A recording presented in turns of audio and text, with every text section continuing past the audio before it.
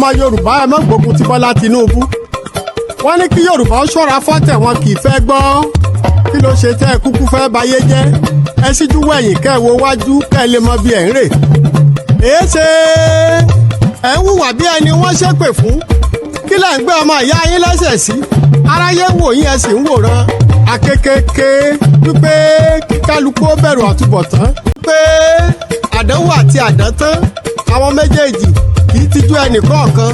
mo kí gbogbo ojú tó ń wò mí káàkiri ayé mo kí wa pé a kú dédé àsìkò yìí àsìkò gbójú ọjọ́ ti rí ẹ káàárọ̀ ẹ káàsán ẹ kúrọ̀lẹ́ ẹ káalẹ́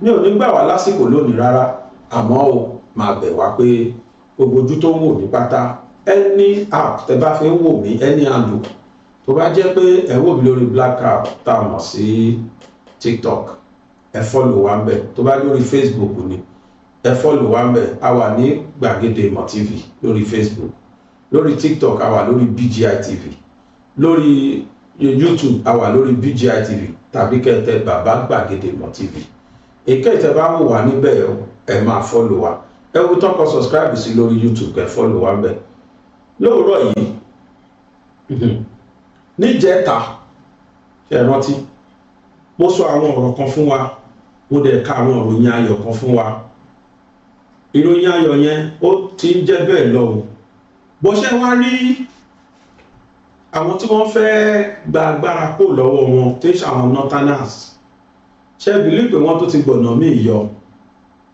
àsìkò ní táwa Yorùbá tá máa fi mọ̀ ṣọ̀kan àsìkò táwa Yorùbá máa fi mọ̀ ṣọ̀kan ni ohun tá a ti ń ṣàdúrà fún ẹwò ní 2021 àwọn tó bá ń bá wa bọ̀ 2021 mo fọlọ́n búra gbogbo nǹkan tí Ìgbòho ṣe fáwọn Fúlàní kò ká wọn lára bíi ìgbà tí Ìgbòho gbé wọ̀ pé Yorùbá fẹ́ gbòmìnira ìgbà yẹn ló ká wọn lára jù why because ó mọ̀ pé tí Yorùbá bá pín kúrò lára Nàìjíríà àwọn táwọn jẹ́ northerners á jẹ ìyà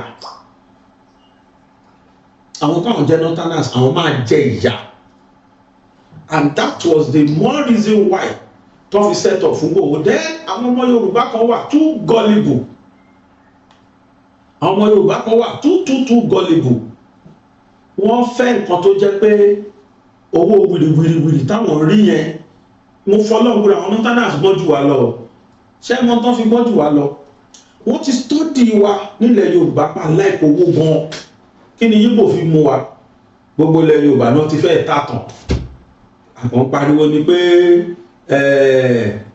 wọ́n gbalẹ̀ wa wọ́n fẹ́ gbalẹ̀ wa wọ́n fẹ́ ṣé ilẹ̀ táwa gan fọwọ́ ara wa tàgbọ́n ṣé kò burú jù ẹ lọ́wọ́ most of àwọn 555 buildings lẹ́kọ̀ọ́ ní káàkiri àwọn businesses ńláńlá ẹ lọ́wọ́ àwọn wo ló ní ẹ take census ẹ rí i pé 70% of big businesses nílẹ̀ Yorùbá Ìgbò ló ní business bíi party motor parts business bíi ètò ìjọmọ́ building materials bíi plumbing materials ẹ lọ́wọ́ àwọn wo ló ń tà jù tọ́ní tó jẹ́ pé wà money oriented ńlá jù ẹ rí i pé Ìgbò ni Yorùbá ò kí ẹ kí làwọn afowó ṣe afowó yẹn yóò kú padà àwa la máa ṣe jọ́ mẹ́jọ la máa ṣe gbogbo gbèsè la máa ṣe ogójì ọjọ́ la máa ṣe kínní ti Muslim nìyẹn ti Christian wọ́n ní àwọn ṣe wọ́n máa ṣe wake up wọ́n máa ṣe kínní gbogbo òkú làwa ṣe tán gbogbo òkú la ti ṣe tán láyé kódà ẹlòmíà tó lóhùn yóò kú òun yẹ́yìn ìyá òun padà bóyá ó ṣe ta lé kan tó wó ńlá wà lọ́wọ́ ẹ̀ ó sáfẹ́ fi hàn àwọn èèyàn kóhun ti arrive alóòfẹ́ yẹ́ ní òkú padà òkú tó ti kú lá 20 years 30 years 40 years ibẹ̀ làwọn waste owó tiwa sí we have no plan for Yorùbá future gbogbo àwọn chain of businesses belongs to Igbos ṣọ́ra wa gan àti fọwọ́ ara wa ta business wa síta now kí ló wá ṣẹlẹ̀ sí wa àwọn tí wọ́n rí pé Yorùbá má kò ti gbọ̀nà mí ìyọ́ má kò ti fẹ́ lọ láàrin wa nígbà kan ṣe ti Ìgbòho ńgbà yẹn tí 2021 tí wọ́n pa gbogbo agitation yẹn tí yẹn kú ní 2021 because as soon as tẹ́ bá ti gbó lórí ogun ó ti parí. But mo rí kinní kan lára Yorùbá don't back out till now wọ́n step down. Àwa kan sì ń bá gbogbo a ṣe ń tákù lọ, àwa kan sì ń present lọ, even despite the fact pé wọ́n gbé Ìgbòho àwa kan dúró. Mo kára mi mọ́ torí mi yé present. Àwọn kan lẹ́kọ̀ọ́, àwọn kan Ìbàdàn, àwọn kan lóyìnbó, oníkálùkù wa ọ̀sà. Nígbà táwọn kan tiẹ̀ bọ́ síta tó ń fi wá ṣẹlẹ́yà pé ó kẹ́yìn náà wọ́n bá wá gbé gbogbo yín. Wọ́n kàn déédéé rí i pé Yorùbá ò yẹ kó gbò bọ́. Wọ́n wá study wa, wọ́n rí páwọn olóṣèlú wa láìpẹ́ owó. Tú àwọn olóṣèlú wa náà fi penetrate wa lẹ̀ Yorùbá. Ẹ máa wo tí Tinubu fẹ́ tún ṣe yìí náà. Ti regional yẹn tá a bá ṣọ́ra àwọn gullible politicians kan ẹ rí i pé wọ́n máa destroy structure ẹ̀. Ẹ máa wò. Akọ̀dédé rí i pé àwọn kan tó jẹ́ pé ó lé ojú ó ti wà lójú wọn nínú olóṣèlú wa tó bá ti gbéye kan fún wọn sí pé against ẹ bá wa dàrú wọn á dàrú. N tínú Yorùbá ti ń dùn sí ẹ kàn déédé rí i pé wọ́n yọ ni lọ́nà ẹlẹ́sẹ̀ ògbèjì wọ́n á dẹ̀ da gbogbo ẹ̀rù. Ẹ jẹ́ ká jọ máa ṣe àdúrà kí irú ẹ̀ máa ṣẹlẹ̀. Number 1. Number 2, àwọn nọ́tánà yìí like seriously torí pé wọn ò ever believe pé a lè dérú stage tá a dé lórí restructuring. Ìtọ́kọ́ succeed nípa ẹ̀ ni pé wọ́n kọ́ gbé igi ọ̀tẹ̀ sáàrin àwa Yorùbá. Hatred. Eléyìí ò gba tèmi, èmi ò gba tẹ́lẹ̀, eléyìí ò lè ní, eléyìí ò ṣolè. Wọ́n kọ́kọ́ fi yẹn sáàrin wa náà. Wọ́n kọ́kọ́ gbé igi ọ̀tẹ̀ yẹn sáàrin wa. Ni mo ṣe ń pariwo pé àsìkò tí Yorùbá máa ní ìrònú papọ̀ lélẹ̀. Àsìkò tá máa ní ìrònú papọ̀, àsìkò tá máa pa ẹnu, tá máa ní papọ̀ ẹ̀mí ká lè achieve nǹkan tó yẹ ká achieve. Jẹ́jẹ́ mọ̀ pé kò sí bó ṣe lè worst tó tó bá jẹ́ kó já wa là ń take economy wa fúnra wa nílẹ̀ Yorùbá. Kò sí báwọn èèyàn ṣe lè, kò sí bá ṣe lè ní àwọn wèrè lórí tó ilẹ̀ Yorùbá ò ní dìdàkudà.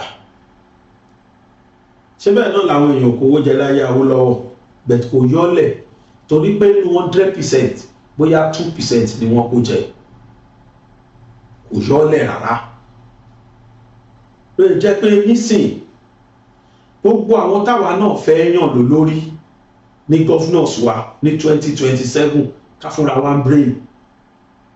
Ní state kọ̀ọ̀kan oníkálùkù fún rẹ̀ brain. Ẹ̀yin náà ẹ wo past records wọn. Gbogbo ọ̀nà ti wà nípò kan rí. Ṣé lóòótọ́ ló jẹ́ pé torí báwọn náà máa jẹ́ olórí region wa by the time tí wọ́n bá structurize tó bá di wọ́n ṣe restructuring tó fẹ́ ṣe tán fún wa ní region. Kò wá sí bí Fúlàní àbí ní Northern ṣe lè dààmú tó Ọlọ́run ti ṣe. Ọwá tó bá bì kan yọ láìpẹ́ yìí. Bàbá kan ló kàn send fídíò yẹn sí mi lánàá. Mo wo fídíò yẹn mo dẹ̀ rẹ́rìn mi lè control ẹ̀ ní mi. Why? Because ṣẹ́rí ẹni tí a bá ti bẹ́ lórí tó bá jẹnu wúyẹ́ kò sí nǹkan mi tó fẹ́ sọ mọ́. Kò sọ náà táwọn Northerners yẹn lè gbà mọ́. They cannot fight on it. Wọ́n believe pé a lè dé stage yìí pé ọkùnrin máa ń bá kí ní ìlọ lóòótọ́. To the extent that wọ́n tún ti fix date that by October ó máa take off. The next thing tó kù sí kan máa ṣe oníkan máa wo àwọn olè wo ló wà láàrin olóṣèlú Yorùbá táwọn lè fà lórí mọ́ra. Ẹ má jẹ́ kó dá wa lẹ́nu lọ́la o. A lè lọ́mọ Yorùbá kan tó máa gbé federal government lọ court lórí wípé wọ́n á ní kò tọ̀nà wọ́n ṣe fẹ́ pé wa yẹn wọ́n ṣe fẹ́ ṣe restructuring yẹn ẹ̀rí ẹni yẹn tó tẹ́ bá ti rí bẹ́ẹ̀ ẹ mọ̀ pé tọ̀hún ti gba nǹkan tá à ń sọ ìsápò àwọn Northern ti pè wọ́n ti mórí ẹ̀ sábẹ́ ṣùgbọ́n tóun ò ní mọ̀ wípé òun lòun gbádùn sìn bẹ́ẹ̀ tóun ti bà iye future àwọn ọmọ òun jẹ́ or the children to come. Ẹ wo bílẹ̀ yìí ṣe rí ọmọ mélòó ló lè proud of pé mo graduate and as soon as mo graduate báyìí mo kàn ríṣẹ́ straight ni ọmọ mélòó lẹ́ Yorùbá. Everything belongs to the Northerners. ọlọ́run wá bá wa ṣe ẹnìkan wá dé ó wá ní gbogbo èbú bá mi lára mu fertilizer ni mí àkìtàn ni mí gbogbo ẹ̀ bíi ti barista gbogbo ẹ̀ ló bá mi lára mu ẹ̀ máa bú mi mi ò lè dúró lórí tí mo fẹ́ ṣe àfi kí n ṣe. Ó wá mú nǹkan tí wọ́n ṣe ní constitutional conference ó wá bẹ̀rẹ̀ sí ní muṣẹ́ kọ̀ọ̀kan eléyìí tick bẹ́ẹ̀ ni ò bá ṣépè fún wọ́n wá paint ẹ̀ black fún wa àwa náà ṣépè fún but kò kí ẹ̀ èpò lásán Yorùbá ní kì í jágbọ̀nrín ẹ̀ bá ṣépè fún agbọ́nrín jù bẹ́ẹ̀ lọ ajẹ́gbò lásán ayé tọ́tẹ́ bá ṣọ́ra. So he started doing it but pátá ọ̀nà tánàsì rí pé kò ready láti back out they now went again. Tẹ́ bá rántí ní gbogbo àti Tinubu fẹ́ dìbò 2023 àwọn opposition gbé kéèsì kan jáde nígbà yẹn tí wọ́n sọ pé fake certificate ló ń lò tí wọ́n ní fake result ló ń lò kò ní result irọ́ ló pa kò sáf kò ṣe NYSC. Gbogbo ọ̀nà tán kódà some people went to the extent that wọ́n lọ sí university labroad tí Tinubu ti ṣe tán wọ́n lọ gba manuscript báyìí wọ́n gba manuscript báyìí àwọn tábàlá institution ti yé wa tó jẹ́ manuscript ló máa ìwé yẹn ló máa ṣó gbogbo result ẹ̀ láti 100 level dé final year ayé institution ẹ̀ ló máa ṣó send ẹ̀ sí bóyá o fẹ́ lọ ṣe masters in school mi wọ́n á require fún manuscript first degree ẹ̀ wọ́n á send ẹ̀ àwọn gbàjáde wọ́n mọ tán lè ṣe mọ́ pàtó orúkọ Tinubu pé confam eléyìí lọ school lóòótọ́ in fact he was one of the best students wọ́n mọ tán lè ṣe they kept quiet wọ́n ti ní àwọn máa disqualify Tinubu tẹ́lẹ̀ ni Tinubu voted and he won he contested and he won according to INEC tó bá wọn ẹlòmíì ò lè lo jíbògbé I'm less concerned ìbò lórí ìlú ní Nàìjíríà kí ló ń pe bàbá yìí Yar'Adua nígbà tó di president Yar'Adua jẹ́ kó yé wa pé ìbò tó gbóhùn wọlé tí PDP fi gbóhùn wọlé kò rí bẹ̀tọ̀ wọn àtúnbẹ̀ ṣe ó dẹ̀ kú before kó tó di next election in fact tó ṣe yẹn kò ṣe tán. So ẹ wá mọ táwọn nọ́tánà wá ṣe é sìn wọ́n wá padà kéèsì àfi 2022-23 kí Tinubu tó dìbò wọ́n ti padà lọ revisit kéèsì yẹn sìn wọ́n tún wá gbé kéèsì yẹn lọ sí Kano kóòtù kan ní Kano wọ́n ní pé tó bá ti tupá àwọn wíìlì wọ́n kàn impeach Tinubu wọ́n kàn yọ kú òyìn first thing tó máa ṣe tó bá ti gbé síbẹ̀ báyìí first thing tí yẹn máa ṣe ni pé a kàn stop restructuring yẹn ní straight àwọn nọ́tánà wa máa rúlu wa lọ that is down their plan. I was shocked to my marrow when I saw that video. Mo ní kéèsì àti yí àwọn ẹ̀tún wá padà lọ revisit ẹ̀ padà wọ́n ò mọ nǹkan táwọn lè ṣe mọ́ they are now applying every effort the remaining effort tó ní páwọn lè ṣe láti lè rí pé àwọn stop Tinubu from going on with that policy gbogbo ọ̀nà tán lè gbà ló dẹ̀kù tán ló ń sìn every means towótowó ni wọ́n lò sí pé ọgbẹ́ ní yìí ò gbọ́dọ̀ gbá kí ní ìkó lọ́wọ́ wa láti 1960 láti jẹun ó wá fẹ́ gbà kó ẹ̀yìn ẹyọ fídà lẹ́nu ọmọ tàbí kẹ́ ẹyọ yàn lẹ́nu ẹ̀ kẹ́ ó yẹ máa react ń ló ṣe wọ́n sìn ó nà ọ́nà kánà yẹn ṣe. I have a video here to prove my point and to drive my point home. Kí ni wọ́n ṣe? Wọ́n wá lọ sí Kano wọ́n lọ sí kóòtù kan ní Kano wọ́n gbé Tinubu lọ síbẹ̀ wípé ìwọ Tinubu o ní certificate kéèsì tó ń jẹ́ láti ìkáwọn position ti lò ń gbà yẹn láyé 2021 22 23 pé kán lè fi stop Tinubu from contesting. They now went there now they revisited the case wọ́n ní dandan àfi kí ilé ẹjọ́ kó stop Tinubu from ruling kán yọ kúrò níjọba ẹ̀jẹ̀ àjọgbọ́. Africa's largest economy is about to be stopped dead in its tracks, not by voters, not by rivals, but by a piece of paper. A forged certificate that could unravel everything. A bombshell new lawsuit hits the Federal High Court in Kano.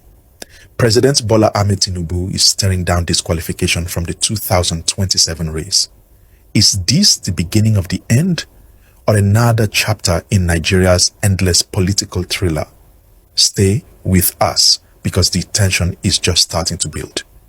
This is Nigeria News, the certificate reckoning. We begin with news that could rewrite the 2027 presidential script. Just hours ago, the Center for Reform and Public Advocacy, CFRPA, filed suit FHC/K/CS/312/2026 at the Federal High Court in Kano. They are demanding President Tinubu's outright disqualification over alleged forged academic credentials from Chicago State University and a fake NYSC discharge certificate. But here's what makes this explosive. Wọ́n gbé case tó ti ṣẹlẹ̀ láti 2021-22 alẹ́ nìkan lọ nínú àwọn opposition party gbà yẹn àwọn ọmọ kíní ló lọ àwọn ọmọ Obedience àwọn ni wọ́n lọ gbà yẹn sí Amẹ́ríkà sí Chicago University kódà mo gbọ́ pé registrar gangan ló attend sí wọn because àwọn yẹn mọ value nǹkan tó fẹ́ ṣe wọ́n mọ how serious it is pé the incoming president of Nigeria ni wọ́n fẹ́ tún díẹ̀ wò so they granted them they gave them the audience they needed and wọ́n fún wọn ní gbogbo nǹkan tó fẹ́ to the extent that wọ́n fún wọn ní manuscript tó jẹ́ pé belongs to you alone gbogbo àṣírí wọ́n ní gbogbo academic records Tinubu bóyá àwọn tó wá padà tún gbé lọ kóòtù yìí bóyá wọn ò mọ̀ wípé kóòtù ti vindicate ẹ̀rí lórí ọ̀rọ̀ yìí the case is as good as dead on arrival rubbish tán ṣe so they now took him now to court ní Kano you see it's not their fault ó ṣẹjọ́ wọn gbogbo nǹkan tó fẹ́ fi disqualify ok bó àgbà tí bàbá lè mú ẹ ní tí tó ṣe lọ yìí ó rò má sọ kò sọ ẹyọ kan tọwọ́ ẹ àmọ́ báwo ló ṣe ní padà because they know you will do more mo fọlọ́n búra by 2027 we will do more that's why we sọ fún àwọn Yorùbá pé ká má fọwọ́ ara wa ṣera wa àsìkò tí gbogbo Yorùbá máa come together rí gbogbo propaganda tó bá gbé wá fún yín ẹ ṣàfetí gbọ́nù èmi kì í ní promise pé lágbára Ọlọ́run kí n tó gbé information kan síta máa verify ẹ̀ tẹ́ bá ti rí anything tó strange just let me know tó bá jẹ́ òótọ́ tí n bá mọ̀ pé òótọ́ ni I will tell you immediately tó bá jẹ́rọ́ or tí mi bá lè sọ I will verify máa lọ gbá research I will come and tell you that kọ́ mo intẹ́rì fake ni intẹ́rì confam ni look at what they are doing now ẹ̀wọ́ tó ń ṣe é sìn nítorí pé wọ́n kàn mọ̀ọ́mọ̀ fẹ́ kí advantages tó wá sọ́dọ̀ àwọn yẹn kó continue máa fún ilé ẹ̀sàkó kan ẹ ò gbà tẹ́lẹ̀ fi lè change owó láyé Buhari ẹ wo àwọn ìyá wa àtàwọn bàbá wa pàápàá jùlọ látàbúlé ẹlòmíì wá ẹlòmíì gbà tẹlómi ò mọ tó lè ṣe mọ́ bàbá pensioner kan àánú bàbá yẹn ṣe mí ẹnìkan ló padà wá fún bàbá yẹn ní 500 naira bàbá yẹn lówó mi wà nù báńkì bàbá yẹn dẹ̀ ti fẹ́ yí lórí dátì sílẹ̀ Yorùbá àwọn míì bọ́ra sí òhò nígbà tó ń gbọ́ nǹkan tó lè ṣe ní báńkì ẹlòmíì gorí basement yìí tó máa ń fi fún wa lówó yẹn ó gorí ẹ̀ nínú báńkì báyìí give me my money nígbà tó ń gbọ́ nǹkan tó lè ṣe ẹlòmíì dẹ̀ kù sí ṣé ní ògbà táwọn Yorùbá sọ́fà yẹn ẹ̀mọ́ tó ṣe fún wọn ní north central bank wọ́n dídí gbé mọ́tò lọ bá wọn nílé tó wọn kọ̀ọ̀kan èló ni wọ́n ní tó fẹ́ change 500 million wọ́n á dẹ̀ gbowó yẹn central bank ti kó yẹn sínú mọ́tò ní north ìmọ̀ pé màá sọ̀rọ̀ débẹ̀ ní bá ní kí wọ́n àwọn fídíò sí ẹ̀ka play ẹ̀kẹ́ rí even àwọn news àwọn aráàlú kankan wọ́n gbé wọ́n tún show ẹ̀ NTA show ẹ̀ láì tijú central bank staff wọ́n dẹ̀ lọ báyìí wọ́n lọ sáwọn àwọn abúlé north ìlú táwọn ìyá tí wá fi wá ń jìyà yẹn àwọn ẹwà mọ tó ṣe tó bí mi nínú wọ́n tún wá fún ẹni tó bá wá change owó ní 10,000 extra ó depend lórí iye tó bá change. Gbogbo àwọn owó táwọn x-men yẹn ti gbà wọ́n ń gbé lọ bá wọn tó lọ change ẹ̀ fún wọn Central Bank because Buhari ló wà lórí oyè. Àbí táwọn Yorùbá ti wá ti ń sọ́fà tó ti ń kúkú gbóná tẹ́lómi ti àìmọye tẹ́lómi ṣe sọ́fà àwọn orí inú ilé wọn báyìí inú ilé wọn náà wà tó ń gbádùn tó ti wá change owó ẹ̀ tó wá ń gbówó yẹn wá bá wọn. Àwọn ọ̀daràn lọ báńkì wọn jìyà. I stand to be corrected. I have video proofs wà lórí social media. Go and search for it. Tabadẹ́sì lè rí mo lè ní complain ẹ̀ kárí. Níbi táwa ti ń sọ́fà àwọn kan gbádùn ni. That is why tó fi yẹ káwa Yorùbá ká fúnra wa ní brain. In tó ṣẹlẹ̀ kọ́ lọ́wọ́ bá jẹ́ kó tó wa lọ́wọ́ lóòótọ́ kọ́ lọ́ jẹ́ kó rí bẹ́ẹ̀. Ṣé ẹ wá rò pé inú wọn á dùn wípé gbogbo gbádùn yẹn kó stop? Àní Central Bank tó fún wọn lówó extra ó tún fáwọn lówó tẹ́ bá ti gbà pé máa change owó yín wọ́n á tún fún yín lówó. Wọ́n fáwọn ìyá wa bẹ́ẹ̀ wọ́n fáwọn bàbá wa o àwọn wá látàbúlé wa jẹ̀yà ni o. Wọ́n fẹ́ change owó owó wà báńkì wọn ò san síta. Ètò wà lọ́wọ́ wọn ò ṣe ná mọ́. Àwọn wọ́n wá gbé owó yẹn wọn ò gbé sí south wọ́n wá gbé lọ sílẹ̀ Haúsá káàkiri pẹ̀lú mọ́tò Central Bank fáwọn ọ̀tíjú. Ta ló fẹ́ challenge wọn? Torí ẹ̀ gbọ́ lẹ́nu àwọn National Assembly members wa tó jẹ́ Yorùbá kan gbọ́n mú pé láéláé báwo lọ́bọ́ ṣe ṣorí fún náà kí o ṣe ààrẹ ní sọ bẹ́ẹ̀ o ṣe tó sọ bẹ́ẹ̀ nu wọn torí pé àwọn àtàwọn fámìlì wọn bọ́ndù náà ti gbé fáwọn. Ẹ̀yẹ má wọrí ẹ má lọ ṣẹ́wó ẹ má wọrí ẹ má fún yín. Wọ́n pè mí fìlè láṣẹ ń gbà yẹn. See what they do. Báwọn northerners ṣe wà an advantage of any policy nìyẹn. But this time around this man said no. Kò sí wẹ́ẹ̀ mọ́. Ṣé wàá rò pé wọ́n á wá lọ easily bẹ́ẹ̀? Wọ́n máa try gbogbo agbára wọn just to stop him. Àdúrà mi sọ́lọ́run ni pé kọ́lọ́mbà fún Tinubu ṣe kó jẹ́ lóòótọ́ ni restructuring yẹn máa work. Tẹ́ bá wo allocation kan fún state it is at their own advantage. Ẹ lọ wo list yẹn kẹ́ ẹ wo iye nọ́ọ̀tì tí ò ṣe nǹkan kan rárá. Nígbà kan bóyá last year or 2 years ago wọ́n tabulate kìíní yẹn èló là ń gbà láti state yìí wọlé sápò federal government èló ní federal government fún as allocation kẹ́ ẹ wá gbé ní percentage. Kò sí nọ́ọ̀tì kankan tó match kò sí nọ́ọ̀tì kankan tó mú 20% of iye tó ń gbà wọlé. No any northern state tó ní 20% of state allocation tí wọ́n ń gbà lọ́wọ́ federal government tó ní 20% tó dá padà. Èkó ní number 1 tí owó tó ń wọlé sápò ìjọba federal government tí owó yẹn ti ń wájú Lagos state ló lead. Ẹ lọ wo iye tí wọ́n ń gbà kẹ́ wá wo percentage ẹ̀ sí iye tí ó wọlé sápò ìjọba láti Lagos state. Àwọn Port Harcourt nǹkan yẹn bẹ̀tìlẹ́ ni wọ́n gba federal allocation ńláńlá billions náà ń gbà. Ẹ lọ́wọ́ iye tí Kano ń gbà ẹ lọ́wọ́ iye tí àwọn northern state yẹn ń gbà and they refuse to develop their state. Àwọn ọmọ wọn náà ṣàlàyé kí ayé káàkiri náà ń gbá bọ́ kiri yẹn àwọn náà dín wàhálà lẹ́yìn tẹ̀lé yẹn because they refuse to educate them.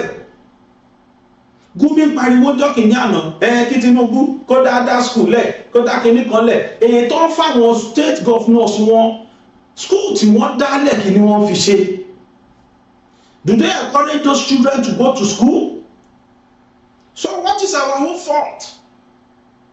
Ẹ̀jẹ̀ tún dá wa sí kan kẹ́lẹ̀ mọ̀ pé àwọn northerners yẹn it has always been at their own advantage.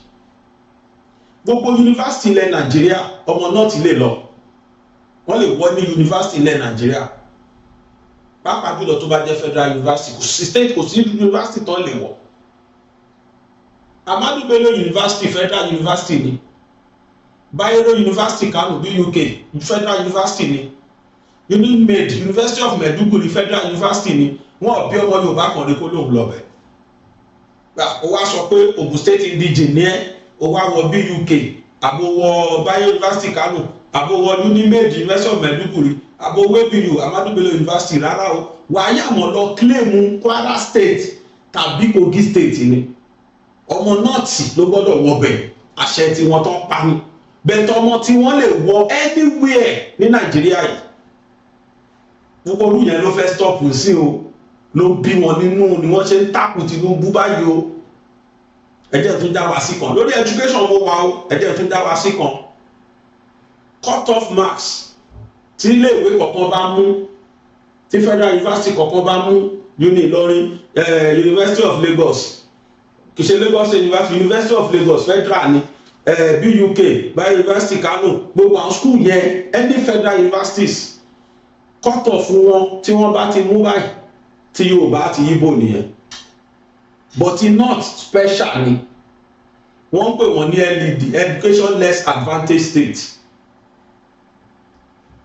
special cut off wọ́n gbọ́dọ̀ mú fáwọn tó bá sọ pé medicine o àfẹ́mú 280 fún education less advantage wọ́n lè mú 120 tó bá ti ní 120 JAMB ó ti wọlé tó bá ti wá láti any northern state tó jẹ́ education less advantage state àwọn ọmọ ti wá wọ́n dẹ̀ mú 220 261 ní rílé wọn ní school yẹn wọ̀ kódà lẹ́ Yorùbá wa ní tó ti ṣe mírí tí mo ti witness ni mi lè sọ bóyá ó ti wá yí padà bẹ́ẹ̀ kó tí ẹ̀ yí bó ló ti fẹ́ yí padà wọ́n ní cut off fún àwọn ọmọ north lọ́tọ̀ wọ́n ní cut off fáwọn Yorùbá àti Igbo lọ́tọ̀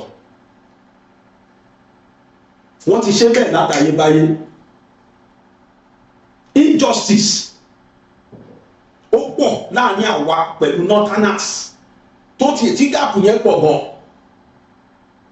lọ́dọ̀ tiwa nínú iṣẹ́ ológun nínú iṣẹ́ uniform ẹni iṣẹ́ uniform wọ́n kì í lo quota system fún northerners I stand to be corrected gbogbo àwọn nǹkan tí mo sọ àwọn nǹkan tí mo ti witness tí mo ní fact lọ́wọ́ ni tó bá fáwọn promotion ó ti lè gba promotion bí ẹ̀mẹ́rin kó tó kun ẹ̀yìn Yorùbá lẹ́ẹ̀kan inú mi dùn báwọn ológun ń wò mí tẹ́ bá máa fi gbọ́ general kìnnìkan general kìnnìkan general kìnnìkan wọ́n ti ka mẹ́wàá kẹ́ tó gbọ́ yóò Yorùbá ẹyọ kan general Akasai general kìnnìkan general Dongo Laki general Dongo Yaro ẹsẹ̀ gbọ́ Yorùbá ẹyọ kan kódò máa strange kẹ́ gbórúkọ Yorùbá kan torí pé nígbà tí àwọn mẹ́wàá yẹn tán mú wọn tán wọ́n ṣe consider Yorùbá ẹyọ kan that's another advantage tó ní lórí wa tó bá kan promotion wọ́n àwa la ní quota system àwa Yorùbá la ní quota system àti Igbo àwọn kì í ní àwọn táwa jọ wọṣẹ́ tàjọ wọṣẹ́ yọkan náà tán jọ gbà wá tàjọ ṣe basic recruitment course most of them ti wà ní 3 stars kan tó fà wá ní 1 star and we graduated from the same training school we went to the same training we were recruited with the same rank that is not an ask for you ẹ tún jẹ́ ká wá appointment ẹ lọ wo most of our embassies káàkiri ẹ ló mi dùn àwọn ará abroad wò mí go to most of our embassies if not now tí Tinubu ṣẹ̀ṣẹ̀ ń correct kìíní yẹn ní ayé Buhari mo fẹ́ kẹ́yìn tẹ́ ń wò mí tẹ́ wà ní òyìnbó kẹ́yìn collect most of our embassies ẹ wo region wo ló wà ńbẹ̀ you will see that they are all northerners even tabari Yorùbá kan àbí Igbo kan tí wọ́n yàn as a ambassador ẹ lọ́wọ́ àwọn dot staff tó wà ńbẹ̀ they will be northerners. That is what Tinubu now want to correct. Don't pay the restructuring nìyẹn. Everything has been centralized to them at their own advantage. Comparative advantages wọ́n pọ̀ ju tiwa lọ́lẹ̀ Yorùbá àti ilẹ̀ Igbo. South generally wọ́n ti cheat iwájú wọ́n dẹ̀ like kó máa lọ bẹ́ẹ̀ they love it. Orí dáadáa náà máa ń kọ tó bá ti rí bẹ́ẹ̀. Ní gọ́fúnánsì ẹ wo àwọn wo ló ti ń rúlù bọ̀ ẹ wo total number of presidents tó ti rule Nigeria rí ẹ ṣe sẹ́sọ̀ ẹ̀ àwọn wo ló lead northerners tó bá ṣe sẹ́sọ̀ population ta ló pọ̀ jù northerners ìrọ́dẹ̀ ni àwọn foreign countries náà ti lọ ń kó yàn wá kódà ọmọ kékeré ní north wọ́n ń kà mọ́ ọmọ òkókó wọ́n ń kà mọ́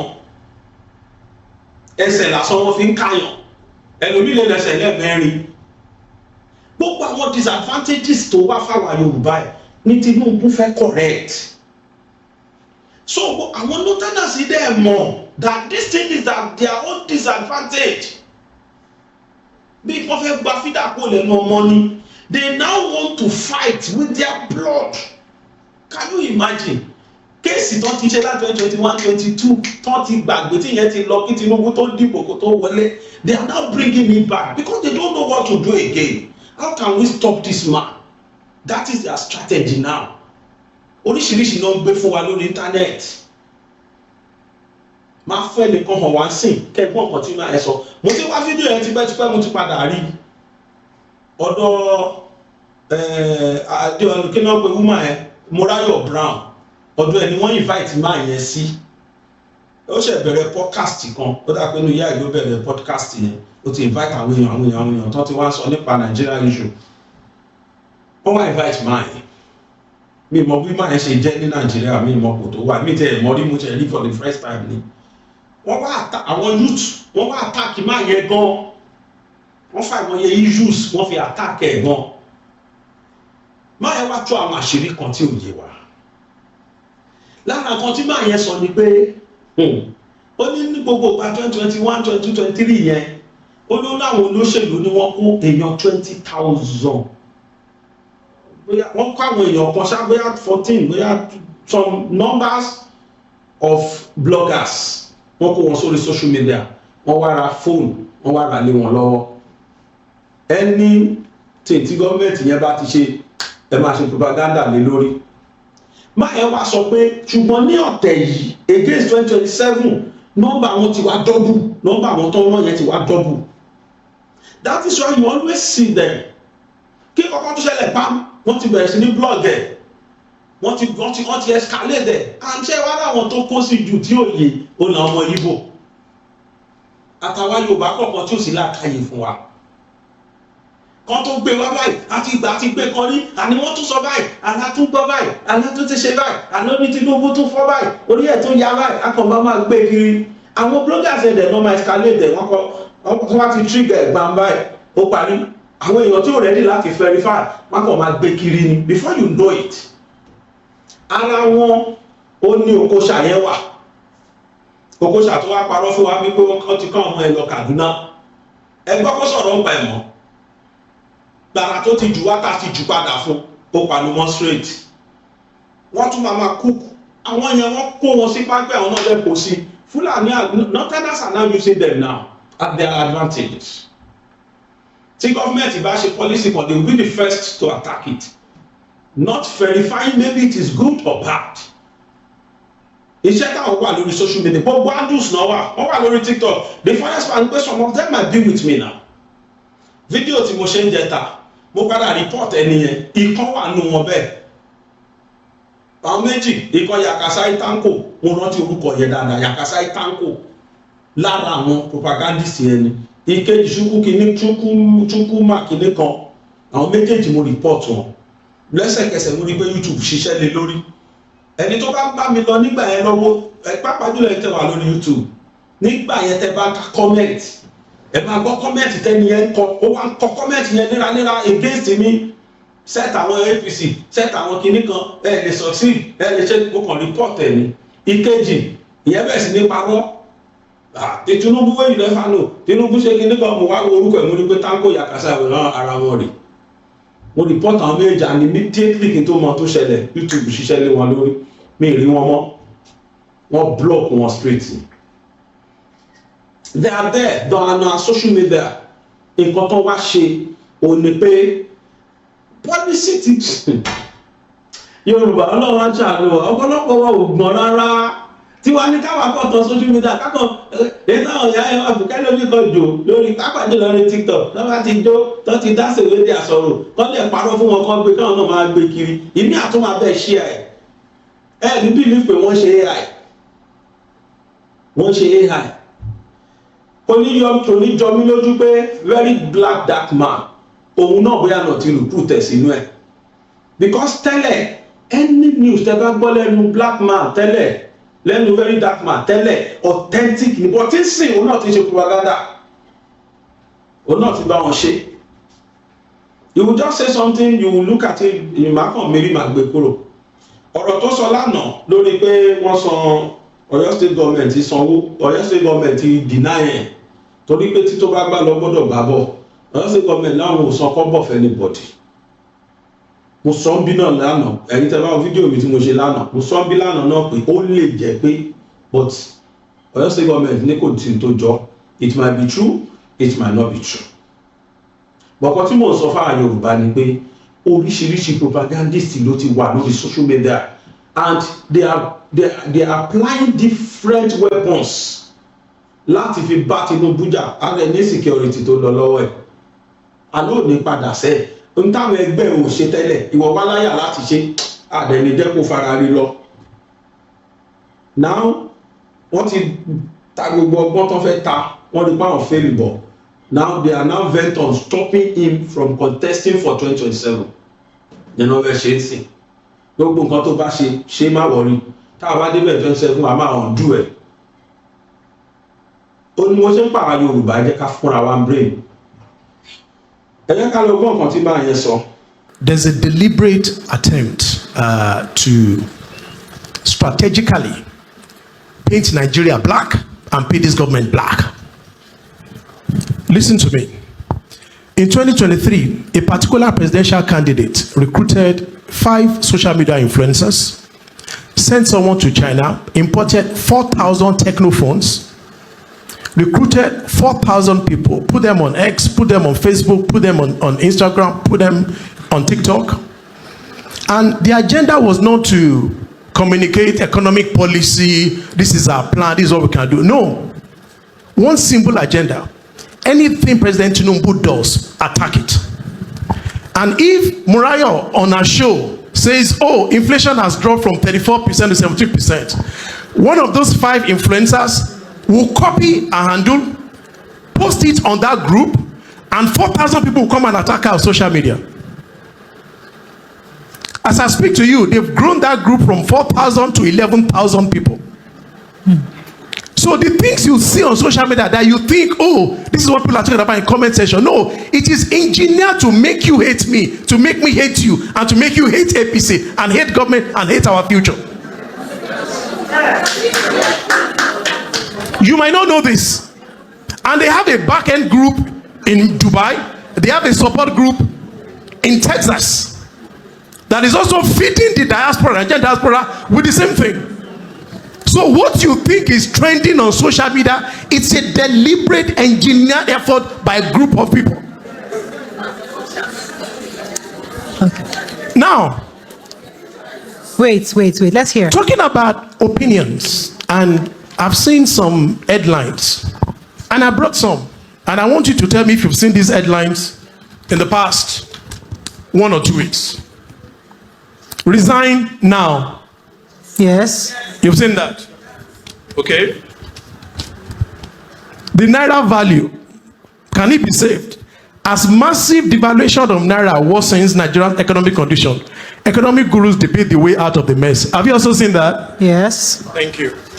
Wait to insecurity.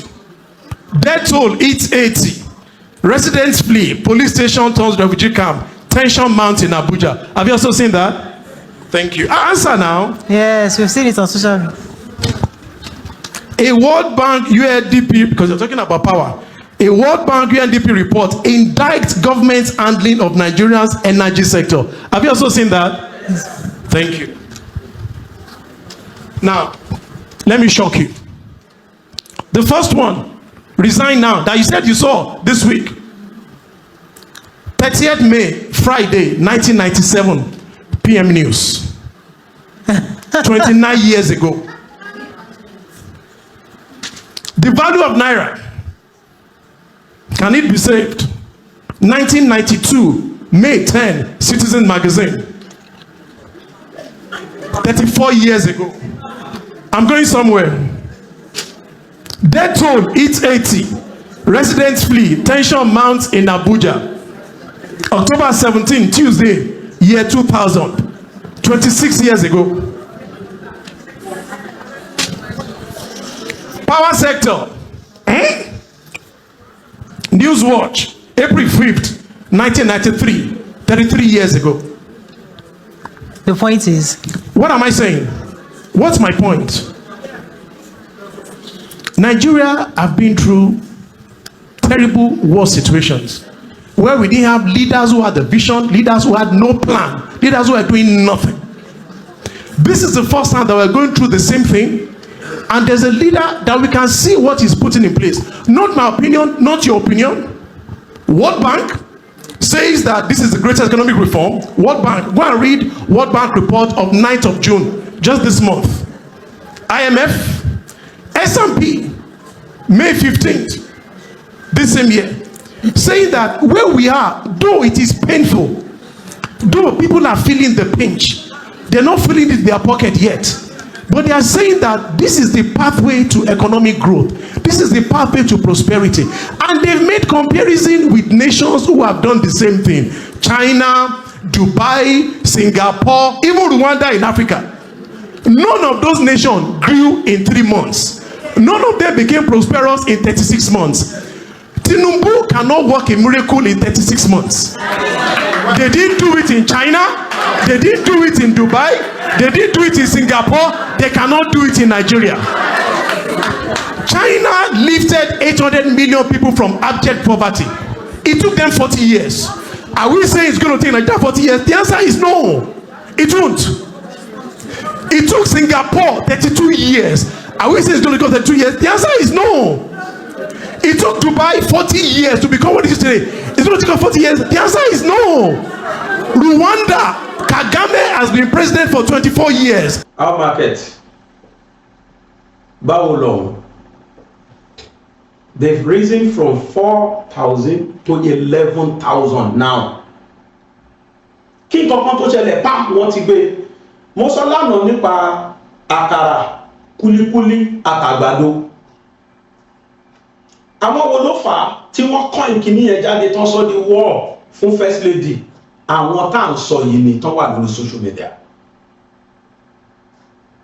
Ọ̀tọ̀ ní nǹkan tí woman yẹn sọ, ọ̀tọ̀ ní tán sọ dààmú lọ́wọ́. Now they are recruiting people to hate and have hatred for Mr. President. Why? Ẹ̀ṣẹ̀ wọn ló ṣẹ̀wọ̀n because of his policy. Tó fẹ́ dá wa sílẹ̀ nínú gbèkùn ẹ̀wọ̀n tá a kà lọ yẹn. Ànígbà tí wọ́n ń change owó sẹ̀, inú dùnnú inú gbádùn làwọn northerners wà. They don't feel the impact. Wọ́n mọ̀ pé nǹkan ṣẹlẹ̀. Instead, wọ́n tún fún wọn ní owó extra ní minimum of 10,000. Ó depend lórí iye tó bá ní tó fẹ́ change. Àwọn ọmọ wa bá ẹnu lé ẹ̀. Àwa Nàìjíríà, àwa Yorùbá, àwa tá à ń pera wa ní wọ́n Nàìjíríà, àwa ń lọ tò sí báǹkì. Àwọn kan wọ́n gbówó yẹn lọ bá wọn lé. Ẹ̀sà báwo ló ṣe papọ̀? Where is the correlation? Táwọn ọmọ wa bá ṣe jamb, tọmọ tí wọ́n ṣe jamb. Ọmọ wọn ìgbà àgbà 100 àrí school wọ̀. Ọmọ tiwa kó gba 280 tí ó bá ṣọ́ra. Èmi gba 226 wọn mú mi ní UI. University of Ibadan, Federal University. Mo gba 226 láyé ìgbà yẹn wọ́n mú mi. Nígbà tí mo fẹ́ wọ Ahmadu Bello University, àṣìbídẹ̀ padà tú, wọ́n padà lé wa dànù létà ni. Àwọn tó bá mọ Daniel Saros case, òní VC wa nígbà náà tí wọ́n gbẹ́jọ́ sí inú ọ́fíìsì ẹ̀, ọmọ ẹ̀ méjì ló kú tá a séjọ́ kan. Wọ́n nítorí kójọ́ ọmọ Kogi State. Ẹ̀yin tẹ́ bá wà bẹ́ẹ̀ 1992-93 set. Ẹ máa jẹ́rìí mi in tí mo sọ yìí. We were all sent away. Mo ní láti lọ claim ìyàwó dáàdi wa tó ìyàwó àbúrò dáàdi mi tó jọmọ Ìlọrin. Mo ní láti lọ claim agboolé wọn. Certificate ibẹ̀ tán fún mi, indigenship ibẹ̀ tán fún mi ni mo fi wọ ABU. Ọ̀dẹ̀ jẹ́ ń parí tán ti lé wa dànù. Tó láti ní padà tún pé aṣọ ọmọ àwọn yàtọ̀ fún yẹn oríṣiríṣi programs náà design táwọn ọmọ wọn máa fi wọ school, IJMB, SGRS, méjèèjì yẹn wọ́n design ẹ̀ fáwọn ọmọ wọn. Ẹ lè rí ilẹ̀ Yorùbá ẹni tó bá pass IJMB 200 level ló máa wọ̀, ẹni tó bá pass SGRS 200 level ló máa wọ̀.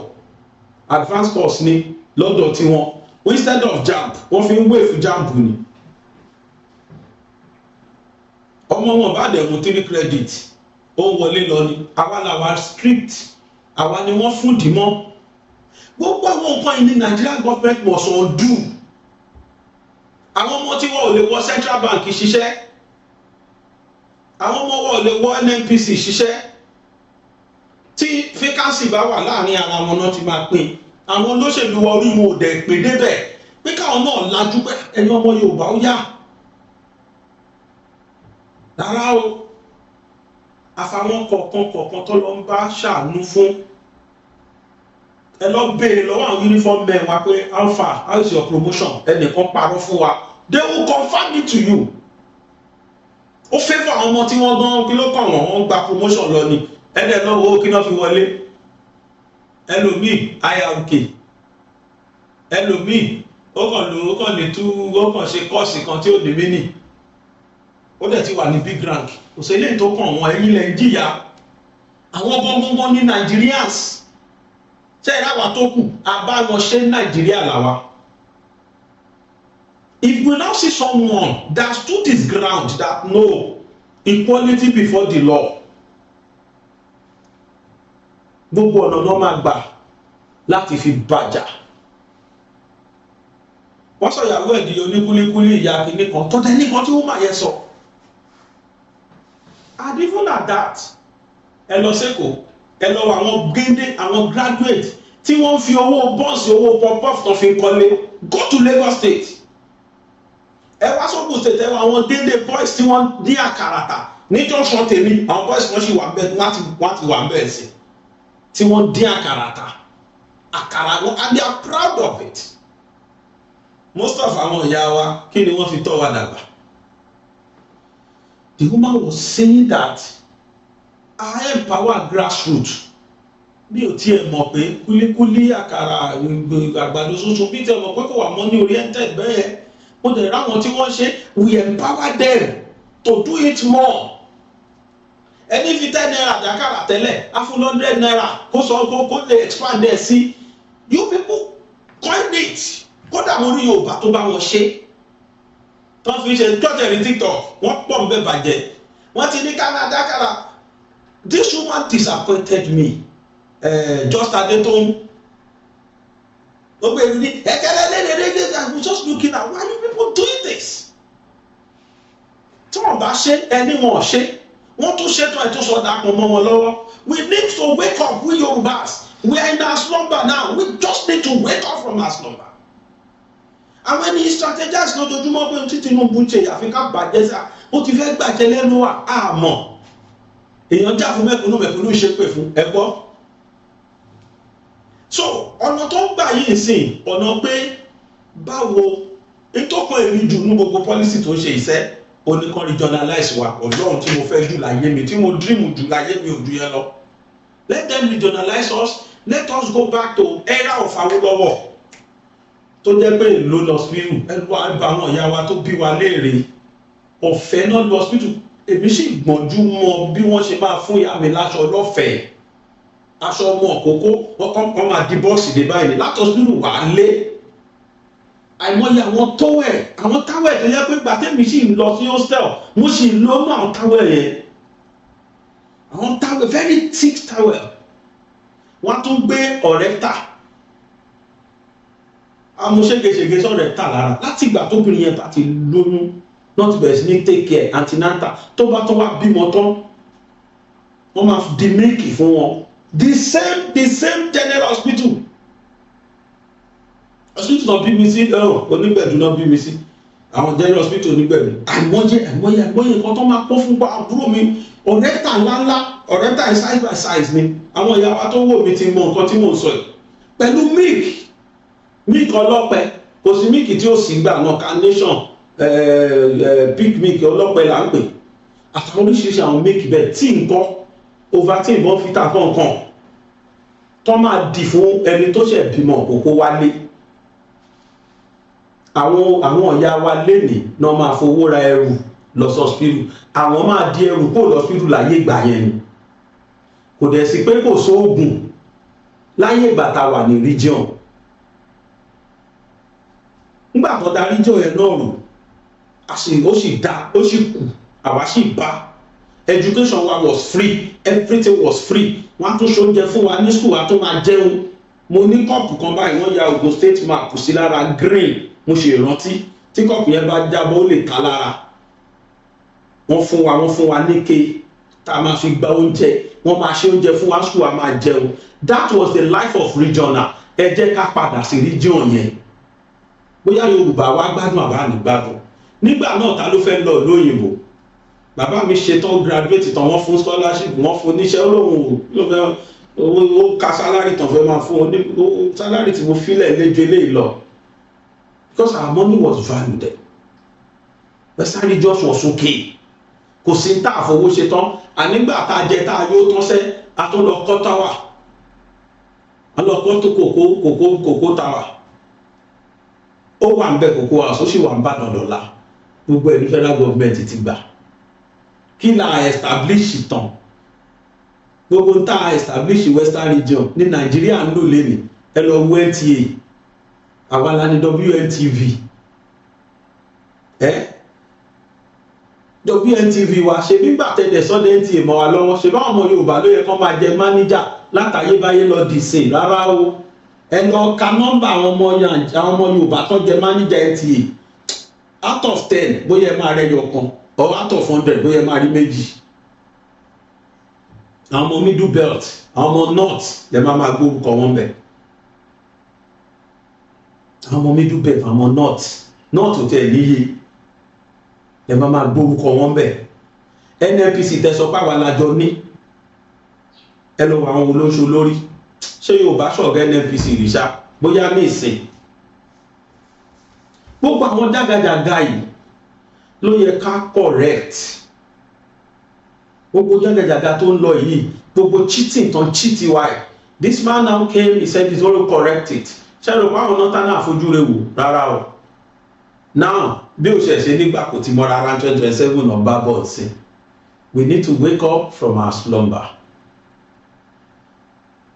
this is my report lẹ́nìí wípé àwa Yorùbá àsìkò jakọ́lá wà yìí àsìkò òṣèlú kọ́ yìí pátì kìíní kan lèmi wà pátì olórí ni mo wà pátì ẹlẹ́sẹ̀ ni mo wà this is not time for party this is not time for party different roads along road construction I'm not campaigning for the man no I don't know him I don't even belong to his party I don't belong to any party ṣé n tó ṣe ń ṣàṣírí fún yín wàhálà mi ní voters card bó ṣe fẹ́ lọ ṣe registration voters card mi ṣe é rí ni kò kàn mí rí mi ò ní ní gbogbo ọ̀nà tí mo gbà kí n fi ní mi ò rí ṣe mo ṣe fẹ́ lọ ṣe nìkan lè sọ mí sì pé lọ síbi bàbá wà ní registration yẹn ṣe mo yẹ fẹ́ lọ ọ̀la mọ́túnla monday mo ṣe fẹ́ lọ síbi tọ́jú ìwé fún mi yẹn so I don't belong to any party I only have sympathy for him because mo rí nǹkan tó ń ṣe lábẹ́ mo rí nǹkan tó ń ṣe mi rí mo wà kún ẹ̀wọ̀n wà ní mo ti pariwo ti 2023 ni mo ti lose followers bọ̀ torí Tinubu because I know him wọ́n lè ṣe propaganda oríṣiríṣi lé lórí wọ́n lè gbé mímọ̀ kó máa tẹ̀ sáwọn mọ́ mọ́ ẹnìkan tó jọ ọmọ líle tí ò kí ẹ̀yìn olóṣèlú Tinubu ni kò bẹ̀rù anybody àwọn tí wọ́n jẹ́ àwọn tó jẹ́ trúùpù Abiola gbà yẹn nìyẹn tán dẹ̀ dúró tán that is why I'm rooting for him wọ́n mú mọ̀ pé òun ló lè bá wa tẹ̀ Ọbásanjọ́ wọ́n lóhùn lè tó kó lè tẹ̀ sí Fúlàní lójú tó fi kó mẹ́rin ọdún mẹ́jọ ó ládìí wọn throughout ni wọ́n control ẹ̀ throughout ni they control them throughout that's why I don't need to bàbá yẹn bá sọ mí kí n kàkún because he is anti-Yorùbá bọ́ eléyìí fi hàn wá pé alájọṣe nàdẹ́kò níṣẹ́ ó ń wùwà nàdẹ́kò yẹn ẹ jẹ́ kó bá wa tẹ̀ sí wọn lójú dáadáa. Ọmọ ọ̀nà làwọn sínú ọmọ líle làwọn sọmọ líle, ẹ jẹ́ kó bá wa tẹ̀ kó tẹ̀ sí wọn lójú gan.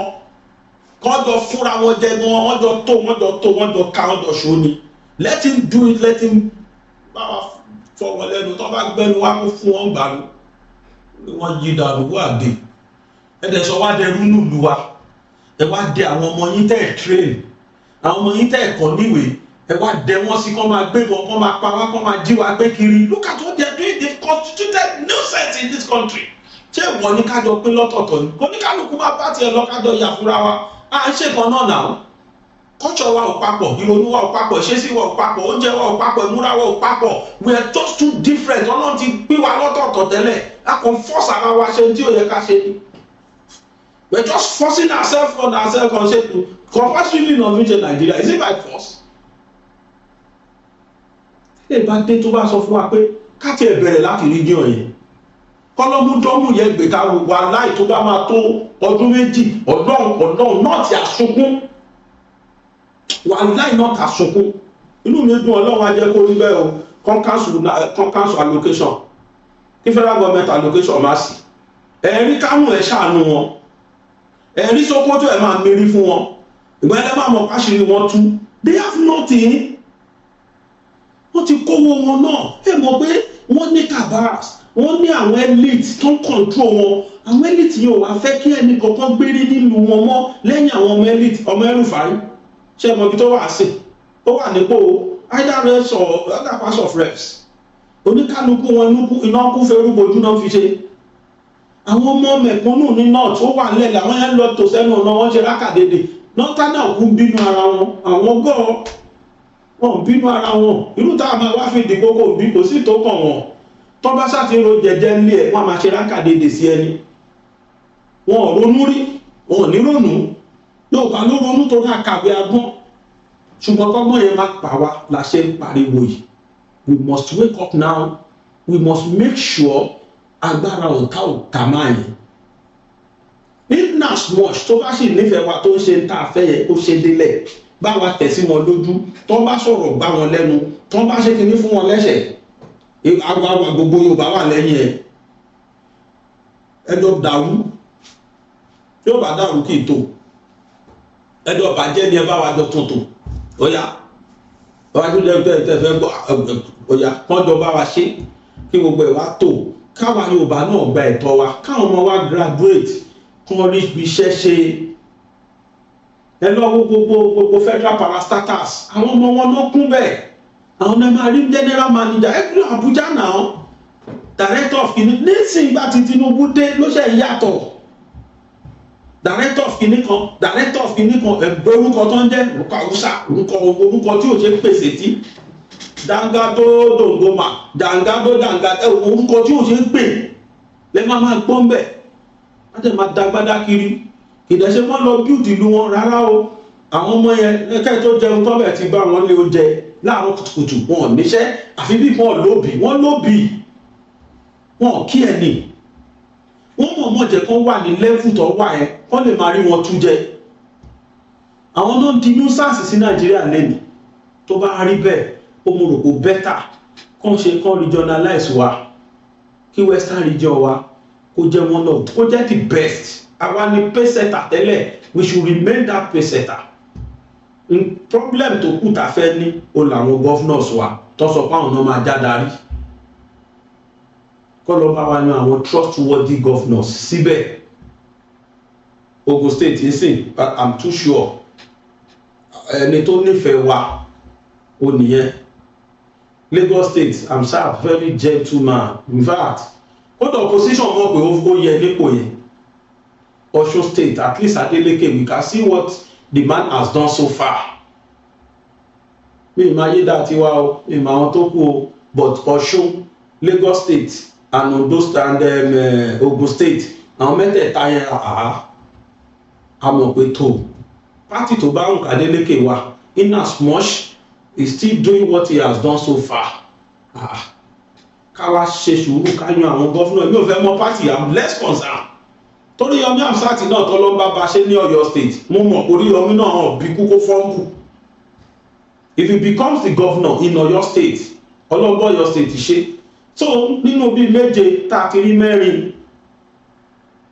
kájẹ̀ wà àwọn mẹ́ta tó kù kọ́lọ́ ń bá wa ṣe ni méje náà fẹ́ fún wa kọ́lọ́ jẹ́ kó rí bẹ́ẹ̀ orí ọmọ àmsáàtì ọlọ́ṣẹ́ social media person ni gbogbo ayé lè ṣe pèlè lórí tó bá fọ́ bù Adeleke ìṣe pẹ́sì ta ni kóra wa lọ bá àmsáàtì omi ẹgbà ayò lágbájá is a very complete gentleman bẹ́ẹ̀ náà ni eléyìí tí ó tiẹ̀ ti débẹ̀ tí ó ti di gọ́fúnà Ogun State ti mọ tó ń ṣe àti ẹjọ́ yẹ fi kéésì ẹ̀ jù I'm talking of Yayi orúkọ yẹn rò Yayi ní lóòótọ́ so at least àti rí mẹ́ta pẹ̀lú Oríyọmí àti rí mẹ́rin any party tó ń kí gbogbo wọn wà I don't want to know what I want to know is their pedigree is what they have on table for us at least Ọlọ́run á ṣe dáadáa fún wa so I'm bringing this for you now kó ní kálukú wa lè tún síìtì wa ká lè adjust síìtì wa ká lè mọ̀ pé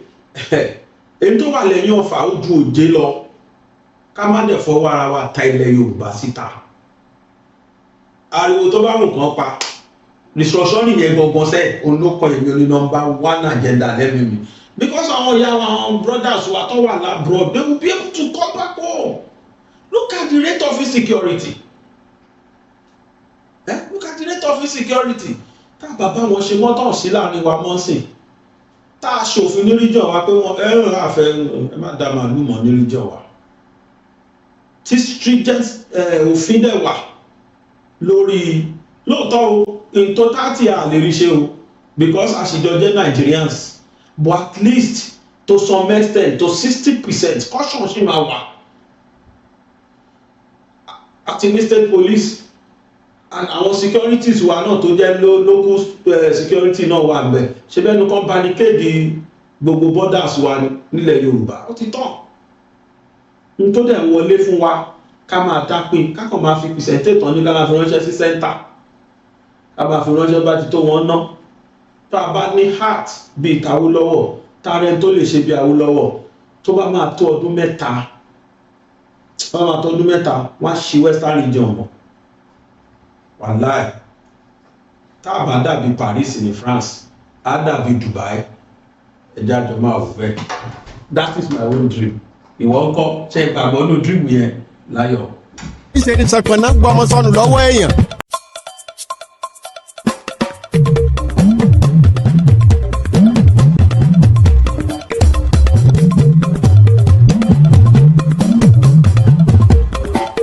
ọmọ Yorùbá ẹ má gbógun ti Bọ́lá Tinubu wọ́n ní kí Yorùbá ó ṣọ́ra fọ́tẹ̀ wọn kì í fẹ́ gbọ́ kí ló ṣe tẹ́ ẹ kúkú fẹ́ bayé jẹ́ ẹ síjú wẹ̀yìn kẹ́ ẹ wo wájú kẹ́ ẹ lè mọ bí ẹ̀ ń rè èéṣe ẹ̀ ń hùwà bí ẹni wọ́n ṣépè fún kí lẹ̀ ń gbé ọmọ ìyá yín lẹ́sẹ̀ sí aráyé wò yín ẹ sì ń wòran akékèké wípé kí kálukú ó bẹ̀rù àtúbọ̀tán kí ló dé tí ẹ kì í bẹ̀rù ẹ dúró ná ṣé bí Bọ́lá Tinubu bá fẹ́ jà rẹ sódà kí gọ́vnà Fáyẹmí ó jẹ́ látakò fún Bọ́lá Tinubu Gani Adams tó jà Ààrẹ Ọ̀nà Kakanfò ṣé Bọ́lá Tinubu ni wọ́n ní kórè ìkọjú ogun sí ẹ̀yin alátakò gidi pẹ̀lú alátakò lábẹ́ eléwẹ́wẹ́wẹ́ ẹ tẹ́tí kẹ́ ẹ gbọ́rọ̀ ẹnu mi yóò bá lámarin tìbí tiran a máa lẹ́ni tí bá mọ́ ni gbogbo yín ẹ gbọ́ kìlọ̀ kẹ́ ẹ mọ́ bá jìyà.